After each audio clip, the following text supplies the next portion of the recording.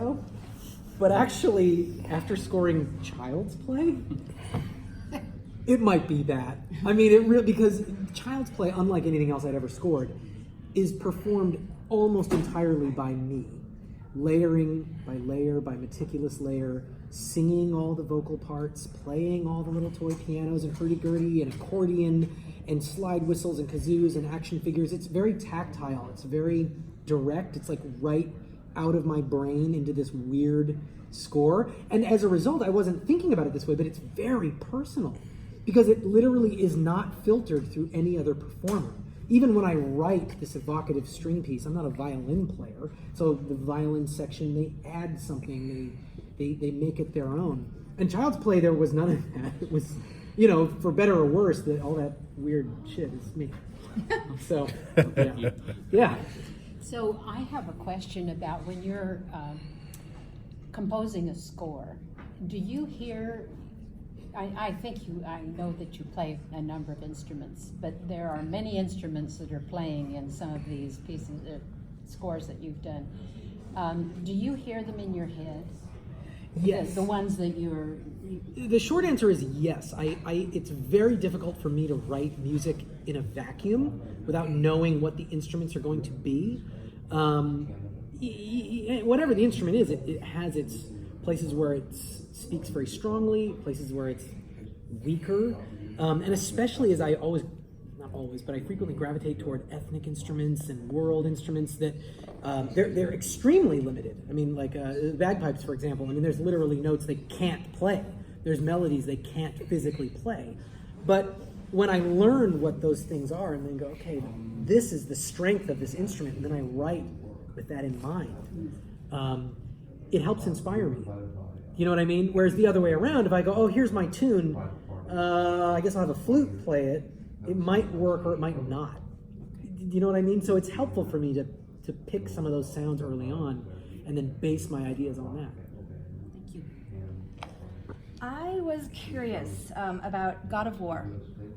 So you'd composed, and this actually stood out to me, and I was like, oh my gosh, I gotta ask that, because it can apply to so much more, anything else you've done. You composed a theme for Kratos before the project had really been greenlit or further developed.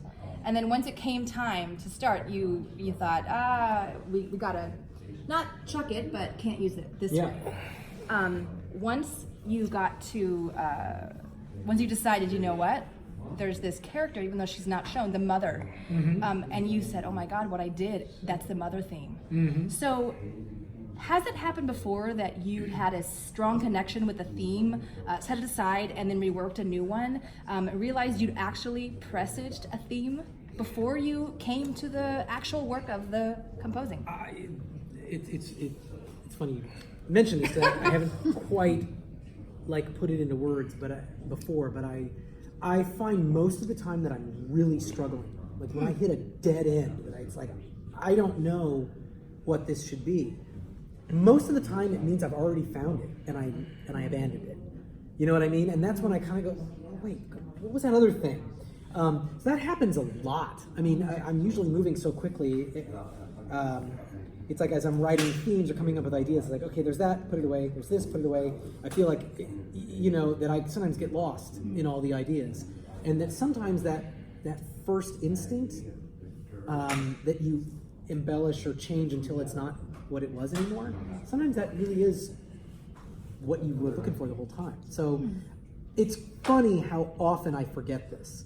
And I hit that dead end and it's like, I'm out of ideas here. Then I go, well, what about that other thing? Because I never catch myself in the moment. You never know when you've got that great idea and you set it aside. You have to wander through, you gotta like wander through the store for a while before you figure out you had what you came in for. Yeah, as far as what I call the mad scientist portion of composing, where you just take all these different sounds and manipulate them and experiment. Do you get a chance to do that on projects if you're lucky? That I think is probably the best description of most of my creative process. So it's I have to have time to do that, or I can't do a project. And the more of that I do, the quicker I'll be able to do everything else that comes next. for example, I remember doing a TV pilot where I had 2 weeks to score 70 minutes of full orchestral music, and that I was like, that means if I need to write like 5 minutes a day every day, and I just need to start with a theme. So I spent the first day trying to write the theme and come up with like the experiments, right? Didn't have it. Spent the second day, third day, fourth day, fifth day, sixth day, I came up with something. I was like, okay, I think this is it. And I was like bordering on a panic attack because it's like, oh my God, I have to write like 10 minutes a day to finish this. But with the experiment successfully done, I had something I was excited about. So then I did it. And I was able to go. And I know if I had just started without a theme, without the experiments, like, I'll just start scoring the action, I would have hit a dead end and had to go back and redo it all. Wow, that's fascinating. Yeah. Child's Play. Yeah. Far different from Godzilla, but I have to ask you because it's another favorite theme of mine, but how the hell did you come up with the idea of using People Let Me Tell You About My Best Friend? Well, that one, it's funny because that was actually the trailer. And that one, and there was a song we used in the trailer for 10 Cloverfield Lane. I think We're Alone right. Now. Yeah. And that's one of those times where it's actually, because both of those songs are not in their respective movies, but it's one of those times when you see a trailer and you realize like, oh my God, the marketing team is like found this whole other like layer of musical connection, you know? And I think it was all inspired by the idea from the script by Tyler Burton Smith to have a song. It was all, from day one, it was written in that Chucky would sing this little song. And I think looking at it now, it's crazy to think that, when that script was written, I don't think Tyler ever imagined that at Comic-Con, Mark Hamill would accept the Icon Award and sing the Buddy song. You know what I mean? As he's accepting his award. Like we never imagined it would sort of take off in that way. But I think all of that comes from this playful idea that the scriptwriter really had, which is like, what if the doll has a song? It's like Care Bears. It's Teddy Ruxpin. It's distorting this innocent idea into something more sinister. But making it reachable by having this song that everybody knows. Totally. So yeah. And whether that's a song that everybody does know, or you plant the seeds of a new song, it's the same technique. It's a really powerful trick. So you talked a little bit about your creative process on your own, but I'm curious to know what your process is like when you actually go in and meet with a director or a filmmaker, and how that affects the work that you're doing. Oh, that's a great question. I mean, that is everything. I mean, I don't mean to be hyperbolic, but I feel very much I'm writing a score for someone else's vision. Of course. And if the director had the training, skill, and time, they would score their own movie. They usually don't. Yeah. So they rely on someone like myself to have their vision materialize. So I find input from them is vital. Yeah. And sometimes it's even like it's not even what they say. It's like body language, attitude, clues. I find it's like psychological games, like with Child's Play. I invited the producers and the director over to my studio to show them the toy orchestra. I had assembled all this fun stuff, and some of the stuff it's set out, and I wasn't going to use it all, but I was just sort of like, let's see what happens. And the director comes over, and even though there's all these fun toys, he immediately picks up a kalimba, which to me is like, it's like an African thumb piano. It's like, we've seen a lot of these. And maybe like this guy from Norway hasn't seen a lot of them. So he's like, wow, what's this? And he starts playing. He's like, that's really cool. And he's like, boom, boom, boom, boom, boom, boom. And I was like, gotcha. Do you know what I mean? Like, I literally wouldn't have used this. Yeah. And then I was like, that's Andy's theme. So I got the toy piano. And then because I knew like the director like just gravitated toward this. We could have talked for a week. We would have never talked about African thumb pianos. Yeah, do you know what I mean? Of course, yeah. But in that brief little moment, I was like, oh, that's cool. I'm gonna remember that. Yeah. So it's fun. It can be a really fun collaborative process. Absolutely. Yeah. So this question might be a little bit nuts and bolts, but I'm always interested in the really, specific details.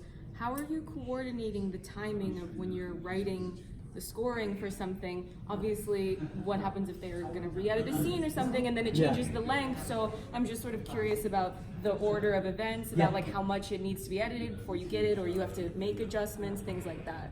I'm going to try to not get too nuts and bolts, but what Oh, you're please go describing, ahead. what you are describing is the fundamental technical challenge of scoring a large film. Uh-huh. Let me take that back. Any film, Right. even a small indie, it's the same problem. It's a little like the best form of the film to score is the last when it's done. Yeah, obviously. Usually have like a day. So it's not even a question that you can wait because it's the mix is basically over. So the more time you have, the more you can experiment. But the version of the film isn't even sometimes closely related to the one that's final. Yeah. So somewhere in between, the oatmeal is just the right temperature for Goldilocks, right? That it's like the film is close enough that I should start. And I will make what are called conforms. You conform a scene that you've done to the new version of the picture. And you end up creating this sort of routine where, you know, I'm working, I usually work, I don't know, 14 hours, no, 16, 17, 18 hours a day.